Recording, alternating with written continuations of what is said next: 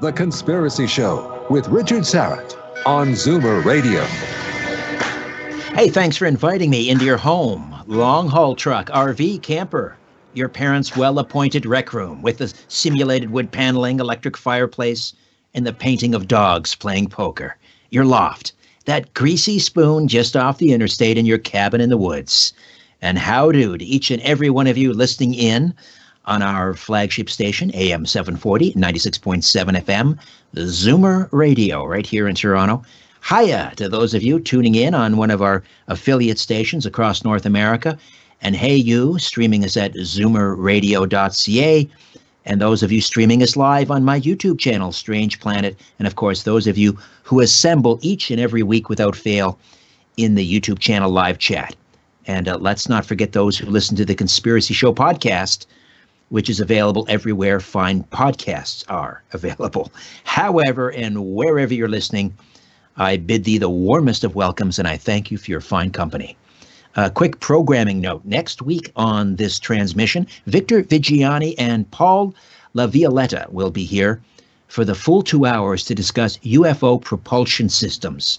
And then in 2 weeks, Tom Horn from Skywatch TV will be here to discuss his new book, The Wormwood Prophecy.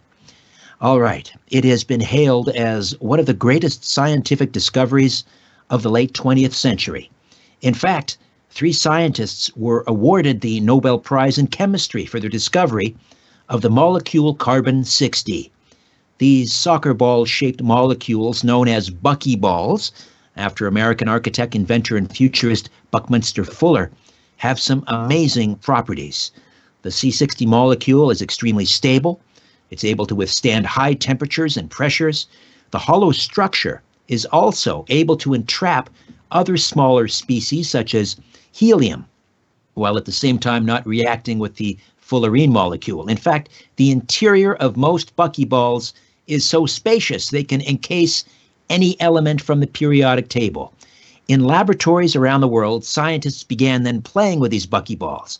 Some speculated the buckyballs might make good lubricants, slipping and sliding like tiny ball bearings. NASA thought buckyballs might be used as rocket fuel. Medical researchers found they showed promise as an anti-HIV drug. Mixed in with some potassium or rubidium, buckyballs turned into superconductors, transmitting electricities with no loss to resistance. IBM, DuPont, and Xerox were among the companies to explore possible commercial applications. But aside from their myriad industrial applications, C60 appears to have some amazing healing qualities as well. And here to discuss this miracle molecule is Chris Burres. Chris is an engineer and co-owner of the newest C60 company, C60 Evo. Chris confirmed findings on carbon-60, a Nobel Prize-winning technology originally meant for military defense and now sought out by global mega corporations. Chris, welcome to the Conspiracy Show. How are you? Wonderful, Richard. How are you doing this evening? I'm very well myself. Thank you. So I was mentioning these three scientists. So we didn't know about this molecule carbon-60 until the late 90s. How did they discover it? Well, so the discovery started really Dr. Kroto. So the three scientists were Smalley, Kroto, and Curl. Dr. Kroto is from the UK, and he came to visit Dr. Richard Smalley here in Houston at Rice University on 3 separate occasions. And he was looking into space and noticed some spectrum that he was trying to identify, and he theorized that there would be carbon. Dr. Smalley actually had a pretty incredible piece of equipment that had the ability to laser ablate, so basically shine a laser at a material, and then a puff of inert gas would take the fumes, the plume from that, and take it into a mass spec. So you could actually identify the exact size of the molecules that were created as they were laser ablated. Dr. Smalley at the time was really focused on some really kind of sexy materials like titanium and steel. And so he actually kind of rebuked Kroto for 3 of his trips. Finally, on the 3rd trip, one of Dr. Smalley's grad students pulled Dr. Kroto aside and said, "Look, I'm going to come into the lab. I'm going to, I was going to spend some time over the weekend. Let me go ahead and put some carbon in this equipment. And at the end of that weekend, that grad student had actually identified peaks. Now, it's kind of important to understand, as you're shining a laser at carbon, what you're probably creating are sheets of carbon. And what that grad student was able to do was change the settings and enhance the peaks. And there were peaks at 60 and 70. And so if you're making just kind of flat sheets of carbon, why would 60, a flat sheet of 60 be more predominant than, say, a 59 or a 61? So we kind of took that information to the three Nobel Prize-winning scientists. They kind of put their heads together and ultimately identified this as being the third form of carbon. Looks like a geodesic dome, and they submitted a paper to Nature, one of the most prestigious scientific publications, and that publication came out in 1985. And the fact that they're hollow, these soccer ball shaped molecules, they're hollow inside, they're large, and they can entrap just basically every other element on the periodic table. Why is that significant? Well, one of the reasons that, kind of more superficially, if you will, is there's a new symbol in chemistry because of this characteristic. So there never was the at symbol in chemistry before, we're familiar with the at symbol as it relates to our email addresses, but it didn't exist in chemistry. So now you have this at symbol, and so lanthanum at C60 actually means a lanthanum atom physically trapped inside of C60. So C60 again is 60 carbon atoms, and its shape is like a soccer ball. So if you imagine the soccer ball, the lines on the soccer ball represent the bonds between the carbon atoms. So you've got the spherical molecule of carbon. So lanthanum at C60 again means that the lanthanum atom is physically trapped inside of C60. It's not covalently or ionically bonded with it. It's just trapped inside of it. Okay, so it has these amazing properties. I think I mentioned once before that it can be basically fired at a cement wall at tens of thousands of kilometers per hour, and it will retain its shape. So one can imagine why, for example, the military would be very interested in this. And it has, I mentioned DuPont and IBM. It has all of these. It has superconductivity characteristics as well. So IBM was interested. You can see why it has these applications. So at a certain point, I guess they have to figure out, well, if we're going to use it in just about everything, is it going to be toxic to humans? And that's where this amazing animal study comes in. Tell me about that. Well, yeah, just to roll back, I was actually reading, there's a book called The Beautiful Molecule, which is about the buckyball. And I was going back and rereading it. And one of the things that so they discovered it in 1985. It won the Nobel Prize in 1996. And they actually figured out ways to make kind of macroscopic quantities. So you can imagine if you're shining a laser at a piece of carbon and this puff of gas is going into a mass spec, you're not going to make a large quantity. It was really in about 1990 that they discovered a way to make macroscopic quantities so that they could start doing research on it. In 1991, I think the number was 9 out of 10 papers were related to carbon-60 in the chemistry field, right? Wow. So this is why they won the Nobel Prize by 1996, because everybody was going crazy for this. And one of the things I've always described is C60, affectionately known as the buckyball. By the way, the C60, the next abundant form of fullerenes is carbon-70. And as you mentioned, it was all named after Buckminster fullerene, so they're all called fullerenes. And then that most abundant C60 is the buckyball. So I always say that C60 performs as well or better than the current best material in every application that it's put into. So carbon black is a carbon material that goes into tires and inks. It performs better both in tires and in inks, but it's too expensive. It performs better in solar cells. It performs better in batteries, and it's cost competitive with lithium. And so that's why all of these papers were being written about Bucky way back in 1991. And right. part of the reason. Go ahead. No, I was just going to say, and so if it's going to be in everything, we better find out darn quick whether it has any adverse effects on humans, because it's going to be everywhere. Yeah, exactly. So, I mean, some scientists figured that or hearkened it to a 3D version of benzene. So benzene, the benzene ring is ubiquitous in our modern society. Without it, we really don't have modern society. It's in plastics, it's in medicines, it's in detergents. So it's the foundation of most of those molecules that create those substances I just mentioned. And so a 3D version of benzene, obviously is going to be ubiquitous. It's important to note that benzene is actually toxic and carcinogenic. And so they kind of assumed that this buckyball was going to be toxic and carcinogenic. So they did this study in 2012. It was a toxicity study. It was done out of the University of Paris. And what they did is they gave rats water, they gave them olive oil, and they gave them olive oil with C60.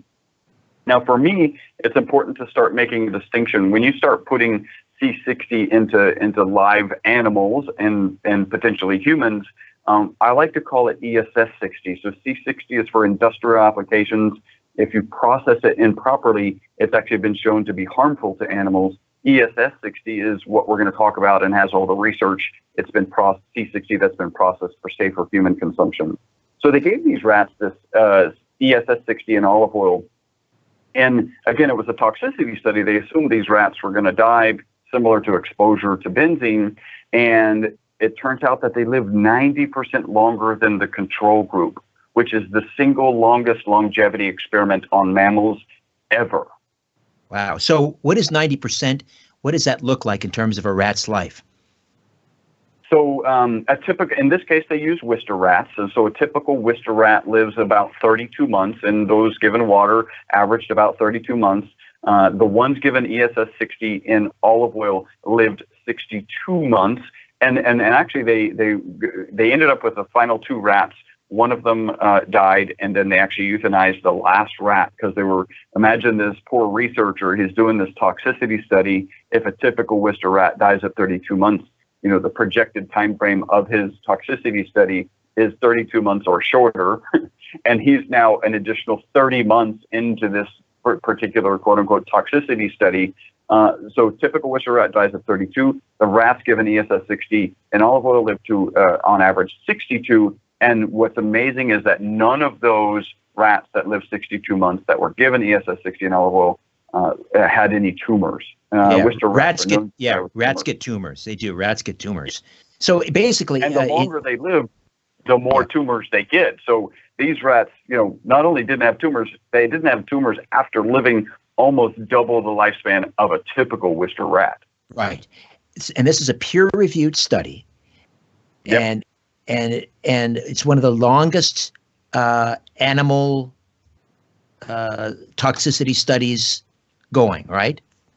Well, so I'm kind of on a quest, right? So to my knowledge, it is the longest longevity. Okay, it was a toxicity study. I think we can now call it a longevity study. It's the longest longevity experiment on mammals that I've been able to find. I've been kind of hunting for more than 2 years now, and I haven't been able to find any study that's longer. So if anybody in your audience is aware of a study, please get that over to me, because I want to make sure that I'm being scientifically accurate. But my research in the science papers on ResearchGate and all of those places that would identify that paper, I have been unable to find a longevity experiment that's longer. Now, so at this point, are you manufacturing C60 for industrial use? Yeah, so we still sell really pure C60 into the research market. So we've been selling not just C60, C70, carbon nanomaterials in general to research institutions around the world since 1991. You mentioned a few of them, IBM. We've got the Naval Aeronautical Weapons Station. We've sold into NASA. I mean, really, if there's a research institution that you're aware of, we've sold carbon fullerenes to those research institutions. And yes, we still sell that. They're still doing research. Probably the next, so we'll talk about, this study now has kind of created an offshoot of a kind of a supplement business. Right. Which you never intended to get into, right? Yeah, so I have this theory. I think that most people become supplement people for one of two reasons. The first reason is that somebody just decides they want to be wealthy and they are good at marketing, so they're going to market supplements and they're going to get really rich. I have no problem with anybody being rich. I just didn't end up a supplement guy, if you will, because that was my path. The other is people often are dealing with their own health issues, and they end up solving their own health issues through research and digging deep into the literature and understanding and getting on their own supplement and health regime. Maybe it's for their parents, and then they decide that they're going to share this information and they're going to save the world. I have no problem with saving the world, but that's not how I ended up on this path. Really, I've been manufacturing this, C60, and now we call it ESS60 when you're going to consume it. I've been manufacturing ESS60 since 1991. They do this, toxicity study that turns out to be a longevity study. And then we start getting phone calls, people asking us how much in a dose. In fact, our initial response when people were asking us that was, we imagine us, we still had our carbon nanomaterial hats on, and we're like, no, you put this in tires and batteries and solar cells.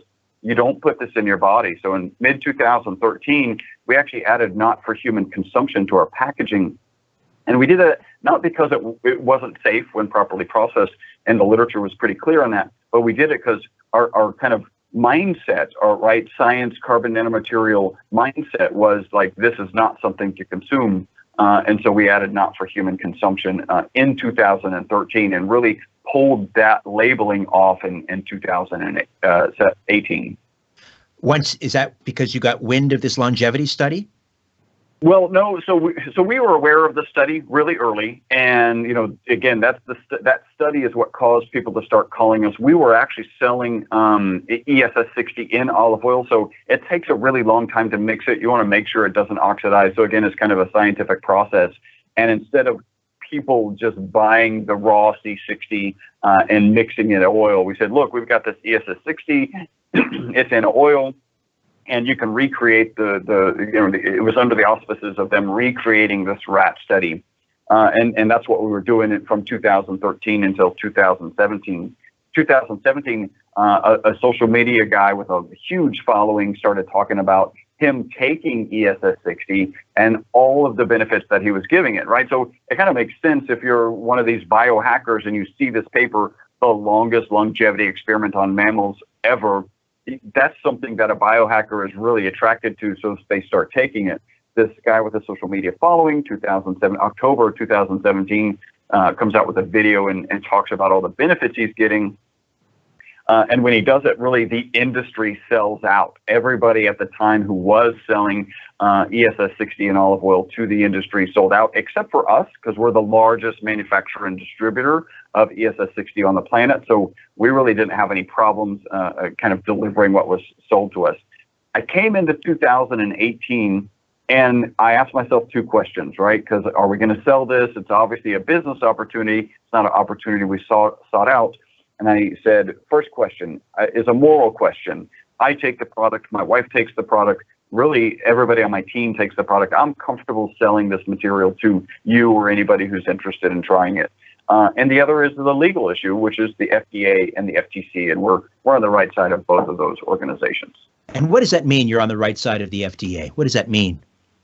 So when you dig into the FDA code, there's certain things that you have to conform to. And we're conforming to them. I mean, it really is that simple. Okay. We're just about out of time on this. We're going into a break here, but just let me start this conversation and we'll pick up on the other side. And that is, I mean, how do you manufacture ESS60? You take this carbon 60 and how do you make it so that it's consumable and safe? Yeah. Well, we can even get farther back and go like, how do you make C60? I think there's, 3 ways to do it, and it's pretty fascinating how it's done. Okay, well, we've just got about a minute here, so let's start, and then we'll pick it up on the other side. Excellent. Go ahead. So the main process, and the process that was first kind of initiated in about 1990, is the carbon arc method. So basically, you would take 2 graphite rods and you vaporize them. So you're running a really high current between those 2 graphite rods. you need to do it in an inert environment. So that's an environment devoid of oxygen.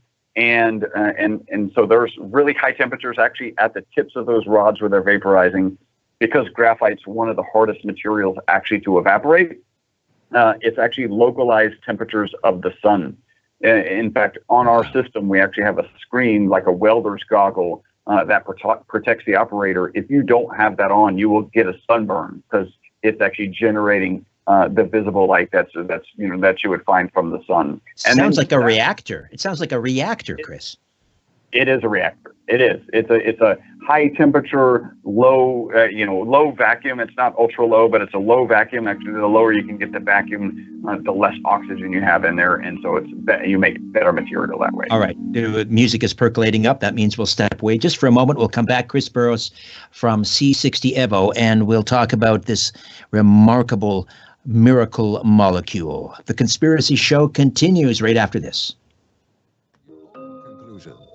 This is The Conspiracy Show with Richard Syrett on Zoomer Radio.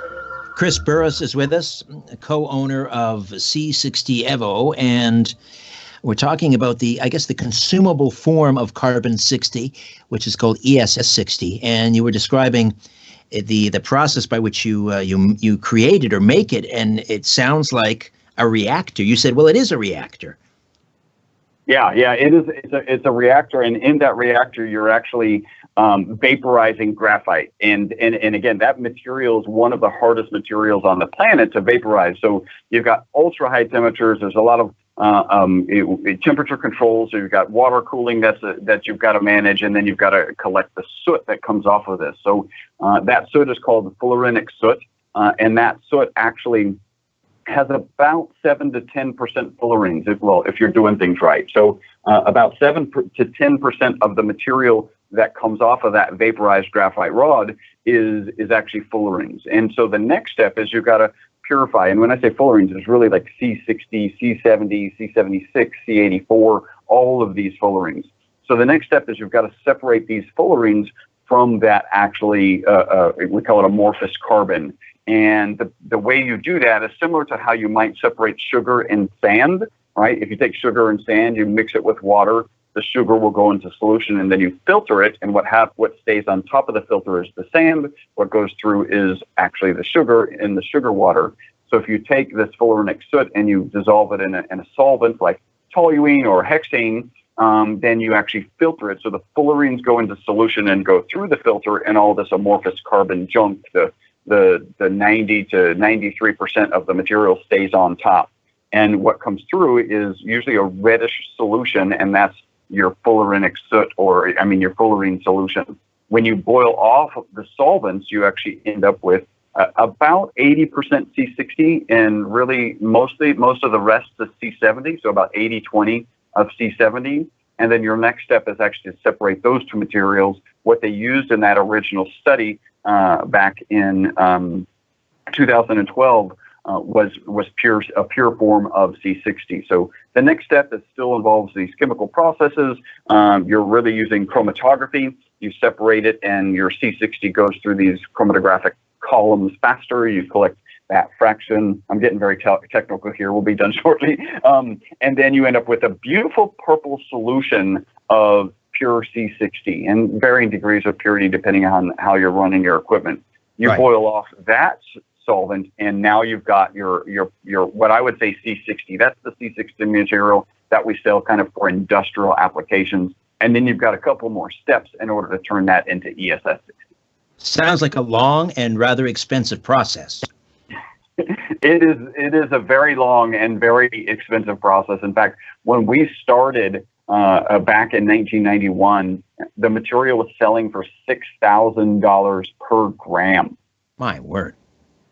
Yeah, okay. That's part of the reason that we started business. My business partner Robert Wong was working at the Texas Center for Superconductivity at the University of Houston campus, and he was separating fullerenes because you mentioned it was superconducting, and one day a professor came in and said, "Hey, you are young kids. This material is selling for $6,000 a gram. You guys really should just go start a company and make this." And my business partner Robert was from an entrepreneurial background and and he jumped on it. And I was studying mechanical engineering, so all the heat transfer and all the components and making all the drawings so that we could actually get the original piece of equipment manufactured. I was responsible for that piece, and we were off and running as the first company that still exists to deliver commercial quantities of carbon nanomaterials. So the takeaway here is this is not for amateurs. This isn't something you can cook up in your bathtub. I mean, this is very technical, very scientific,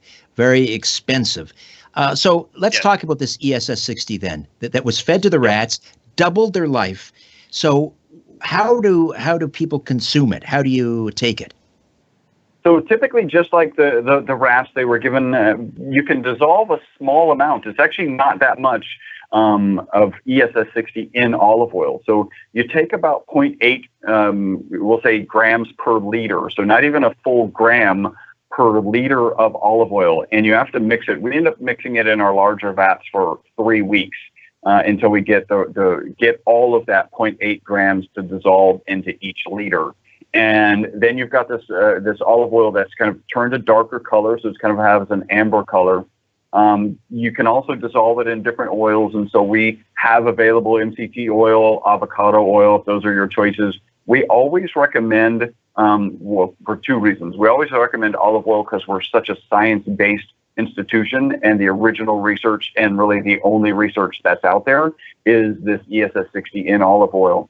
And then there's other grades that people have just been asking for, like NMCT. One of the important things to note, if you put C60 or ESS60, because you're going to consume it into MCT oil, you can't even get half of the ESS60 in MCT oil that you can get in olive oil. So you end up having to take a lot more of the MCT, and you know, that's a really important thing to take note of if you're going to try MCT oil. Okay, so you take it like by the spoonful. I mean, how much did they feed the rats in a day, and how much do we take? So the rats were given, I don't remember the number right off the top of my head, but basically, if you did a per kilogram equation and calculate how much the average human should take, the average human on a per kilogram basis should be taking a full cup of olive oil, right, with the ESS60 in it. And you can imagine that's not going to work, and it's also not the right thing to do. So it's quite common for us, as we're taking a rat study and trying to go into a human trial study, for us to do what's called an allometric calculation. And what that allometric calculation does is it takes into consideration the difference in metabolism rates of, in this case, the rat and the human. And so we do an allometric calculation, and we end up with a dosage that's about 5 milliliters, which is 1 teaspoon. So about most of our customers are taking 1 teaspoon per day in the morning. And what does the anecdotal evidence suggest? And of course, we have to be, we can't make any claims that it's healing or curing anything. But anecdotally, what are people saying when they use it? What's happening? Yeah, so anytime I'm going to start talking about what people are reporting, I've got to mention the FDA hasn't evaluated the product. It's not intended to treat, diagnose, cure, or prevent any disease. It's really important to say, because it's good to remind people that this is very early, in the very early stages. One of our most consistent testimonials is better sleep. And I recently read a book called Why We Sleep. It's a pretty amazing book. It's also one of the scariest books I've read. And the reason it's so scary is that it outlines, like, in excruciating detail what happens to our bodies when we don't sleep. And so that book has taken me, I feel like as a society, we do a lot of hand wave and say, oh, yeah, you really should get a lot of sleep. And then there's this kind of undertone of, unless you have other things to do, right? Right. You read this book and you start to think, I really need to get my sleep, because it's bad for my heart. It's bad for, it can actually make you appear like you have diabetes. It's bad for your memory. It's bad for your cognition. It's just bad for so many pieces of you. And we get a really broad spectrum of testimonials in a lot of different areas. And my current theory is, if it's helping you sleep better, and that's, again, the most consistent testimonial, then all of these other things that people are reporting are actually could just be because they're getting better sleep. Because if you sleep better, your mental, emotional, and physical well-being is improved. Right, it's so restorative. When we sleep, I mean, our body and our brains are mending. It's restorative. Yeah, and it's so important, right? And this kind of is an interesting kind of tidbit. The Guinness World Record has actually removed days without sleep because it can kill you, right? Mm-hmm. So you can no longer pursue the longest, amount of time without going to sleep, because just lack of sleep can kill you. That's how important it is. Sure, there's a reason they use sleep deprivation as a form of torture. Yes, exactly. Okay. And the book actually talks a little bit about that. So that's a fascinating piece of it, and talks about what the standards actually should be. So when people take ESS 60, they're sleeping better. What else are they saying? So I can talk just one other point on the sleep, because I think this is really important. That book, Why We Sleep, talks about the $2 billion sleep aid industry. I'm going to do kind of air quotes around sleep aid, because what most of the quote unquote sleep aids do is they just knock you out. So they relieve in you the chemical pressure, the chemical desire to get sleep. So you wake up and you're not desirous of that sleep, but they don't let you get your NREM or your REM sleep, right? And again, these are typically things you take right before you go to sleep. Our product you actually take in the morning. People report more energy and more focus during the day. And then that night, it helps you sleep. And so it's really, we don't know how what it's doing to enhance sleep, right? If in fact it's enhancing sleep. I'm actually working on, there's a company called Oura Ring. They sell what's supposed to be the best kind of, we'll call it over-the-counter sleep monitoring device. It's a ring. And I'm working with them to start a study so we can actually just look at the data of people who have these Oura Rings, 10 days prior to being on ESS 60, and then 10 days after. And again, we sell it as C60 Evo. All right, we'll take another time out here, Chris. We'll come back and we'll talk about some of the other the anecdotal evidence. What other health benefits are people reporting after taking ESS 60? Back with more of The Conspiracy Show and the miracle molecule right here. My name is Richard Serrett. The owners of Take a Look Around. What do you really see? This is where you can tell all about it. The Conspiracy Show with Richard Serrett on Zoomer Radio. Welcome back. Chris Burres is here. And we are talking about ESS 60, which is the consumable form of carbon 60, this remarkable molecule that garnered a Nobel Prize for 3 scientists back in the late 90s. And Chris's company is the largest producer in the world. So we were talking about, so people are now, it's safe to take. We had this toxicity study, which turned into a longevity study with rats. They live twice as long, these Wister rats. They normally would live 32 months. They were given ESS 60 and olive oil. They lived 62 months and died without, there were no tumors present, which is very strange. So now you take a teaspoon a day. People say they sleep better. What else do they say? Yeah, so I can speak for me personally. Really started taking it earnestly at the beginning of really towards the end of 2017, beginning of 2018. I had a knee pain. I played soccer for 25 years, semi-professional, and that knee pain has been gone and continues, hasn't come back.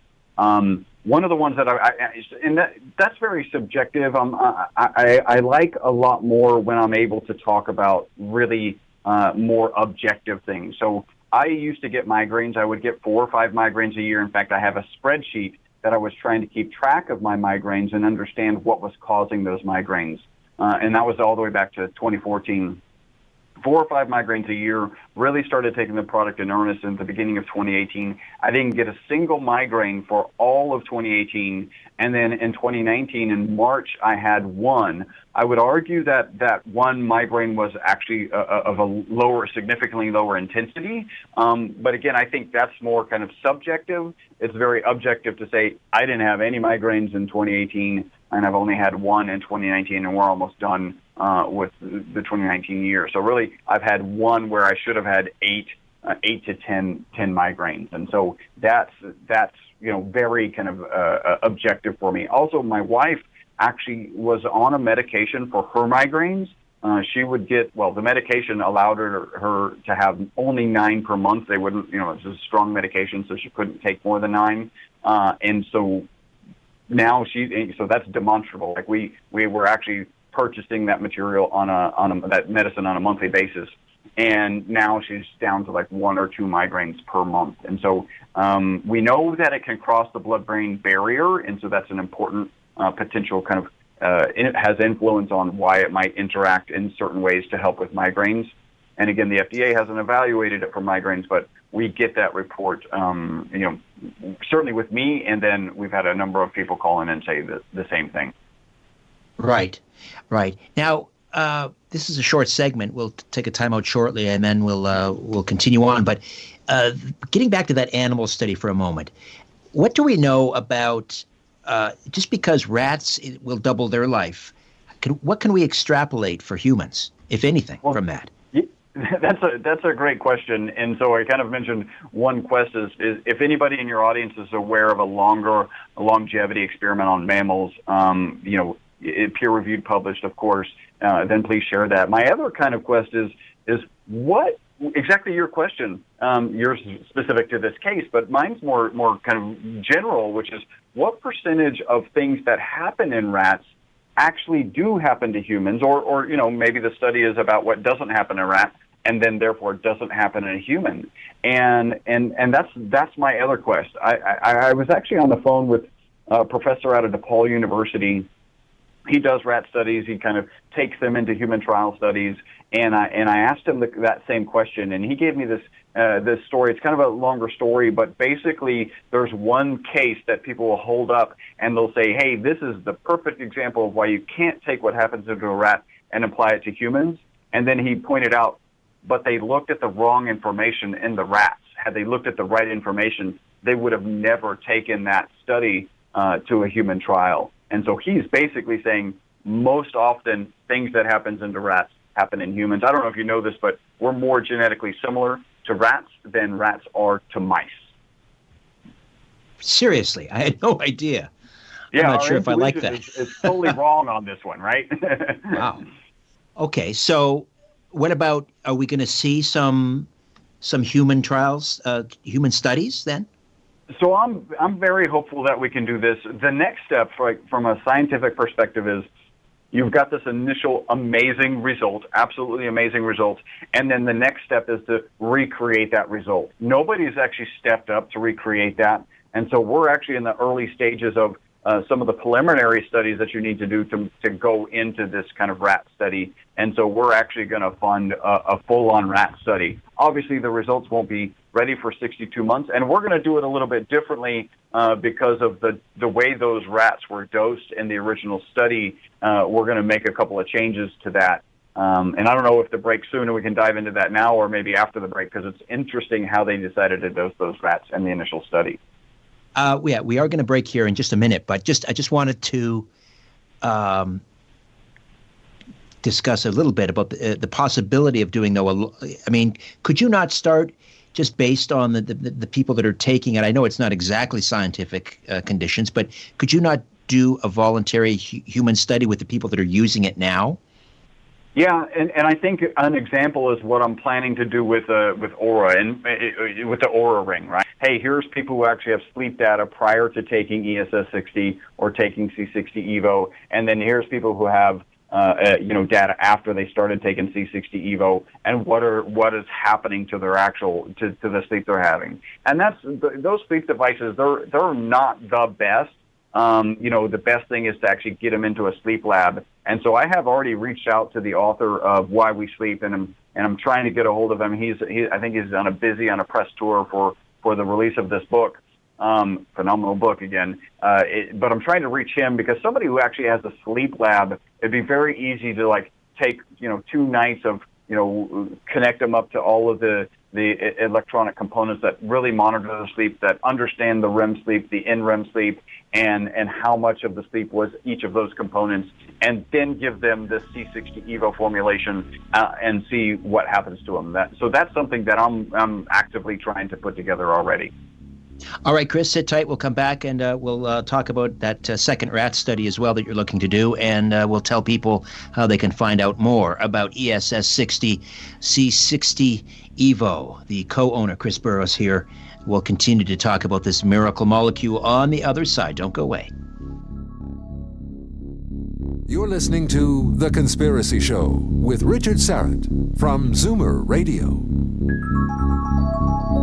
Chris Burres is here, the co-owner of C60 Evo, and we're talking about a consumable form of this molecule, carbon-60. It's called ESS60. And incidentally, if you want to find out more, you can. I've linked up to the C60 Evo site. If you go to strangeplanet.ca and just click on Chris's name, that'll take you right there. And you've also you're going to bonus my listeners, I understand, Chris. They get a discount if they order. Yeah, we've got a coupon code if they're interested in using it. If they want to try the product, again, c60evo.com, and the coupon code is RS1 SPEC, as in special, so RS1 spec. All right, RS1 spec, and that's you get 5% off. Okay, so this comes in various size bottles. Is that the idea? Yeah, so you can get we've got 4, 8, 16, and 32, so you can get those. We've got that in olive oil, which is what we would recommend, but we also have it available in MCT and avocado. I think I said olive oil is the one that we recommend.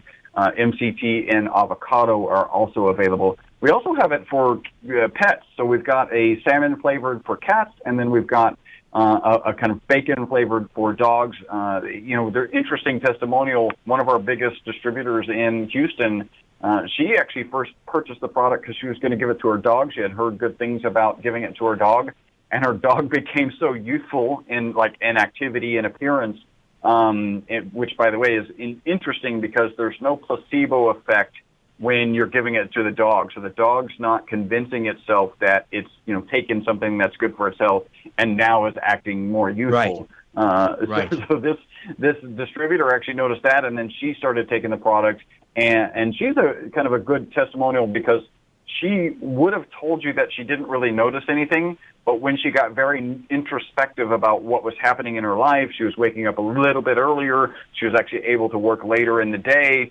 didn't get as tired during the day. Those are all kind of subtle things. If it just happens to you one day or 2 days, you might just write it off as a good day. And a lot of people are kind of tracing back these experiences to when they started taking C60 Evo.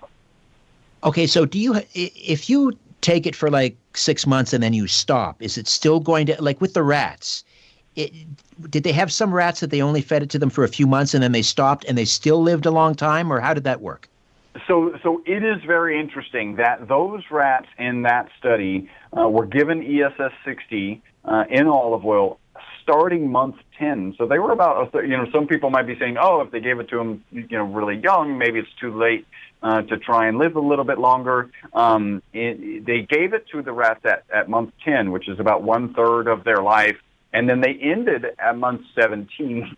So they only got it for 7 months, less than 1/3 of their life. And even though only from month 10 to month 17, they lived 62 months, right, instead of the typical 32 months. So it's a pretty amazing impact.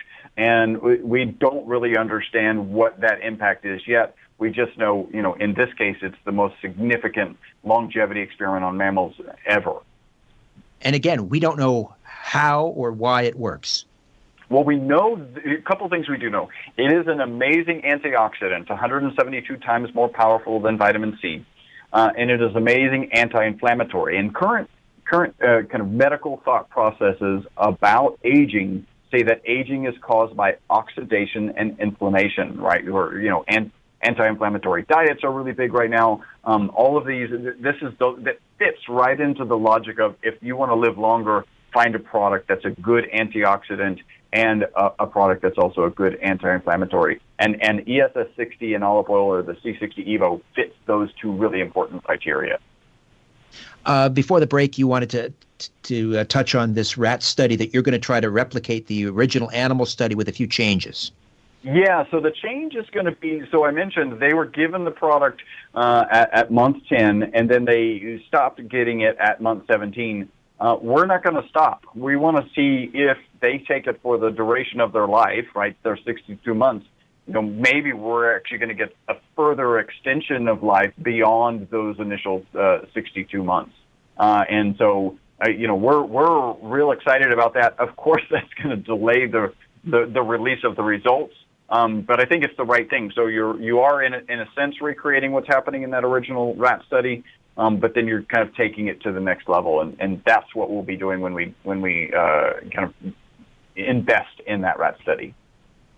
What else are people saying about it? So anti-inflammatory, a soccer injury you had seems to have healed. Yes. Better sleep.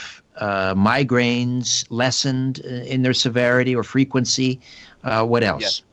So one of my favorite testimonials is kind of good because it's subtlety. There was a guy in our office. We actually have a warehouse and an office space.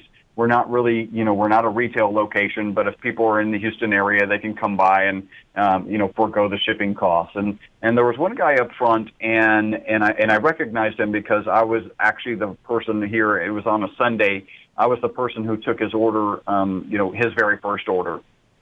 And he was actually in for the third time. That we were running a special at that time, and so he's actually getting 3 bottles. And so I was convinced, this guy would be really good for a testimonial. So I asked him, well, what have you been experiencing? And he looked at me and he said, well, I haven't really experienced anything. And my first thought is, well, if you want to take the best research method on the market for living longer, and then you don't necessarily experience anything, then this is it, right? The C60 Evo formulation is the right thing to be trying. But there was this kind of moment of awkward silence, and then he said, well, does it help with arthritis? And I told him, well, the FDA has, and he was gesturing at his knuckles, and I said, the FDA hasn't evaluated our product as it relates to arthritis, but we are getting testimonials about that. And he goes, oh, well, then it's helped my arthritis and my knuckles, and then I used to have this click, click, click in my knee, and that's gone. And then he added, and I also started jogging. I haven't jogged in like 5 years, and now I'm about to go on, I don't know, his 8th jog or so. So he's like, he's back to jogging in earnest. And I'm thinking, well, it's too bad you're not experiencing anything. And he added one last thing. He goes, he goes, and I notice I feel less stress at work. And he said, I want to be very clear. It's the same job. It's the same people. It's the same stress, but I feel less stress at work. And again, we don't know what's causing that. I've got another really strong, actually, I was on the phone with her again on Thursday, where she actually has a child who suffers from some mental health issues and was ending up in the hospital 4 or 5 times a year. And she got her son on the product at the beginning of this year, and he hasn't gone this entire year. So we don't know exactly, again, back to anti-inflammatory, back to antioxidant, and then beyond that, there's a whole lot of mechanisms that we're going to need to study and understand better because I know there's a desire. I have the desire probably more than any one of your audience. I'm as skeptical, if not more. I'm a scientist. And I have this desire to understand what is actually happening, right? Like, so what is it, is it involved in the mitochondria aspect and the ATP production? What exactly is it doing, and why are we getting all these kind of fantastic reports from our clients? All right. So again, people can go to strangeplanet.ca and just click on Chris Burres' name. He's on the front page there. It's C60, the letter C, the number 60, evo.com. And as a special bonus to our listeners tonight, if you use the code RS1, SPEC, RS as in my initials, Richard Serrett, the number 1, SPEC as in special, RS1 SPEC, and you'll get a special 5% listener discount. And again, it's c60evo.com. Just click on Chris Burres' name on the website. I would add, when they go there, a single bottle, you can purchase it. That's fine. But we have a significant discount on subscription, and you can cancel a subscription at any time. All right, Chris, always a delight. Thank you so much for this. And I look forward to hearing more about this new rat study. Yeah, we're looking forward to making it happen. I'd like to talk to you before the end of that study, though. Will that be okay? We will. For sure. Excellent. All right, Chris, thanks so much, my friend. Thank you. Thank you. All right, my thanks to Ryan and Owen, and back next week with a brand new program on UFO propulsion. In the meantime, don't be afraid. There's nothing concealed that won't be revealed, and nothing hidden that won't be made known. What you hear in the dark, speak in the light. What I say in a whisper, proclaim from the housetops. Move over, Aphrodite. I'm coming home. Good night.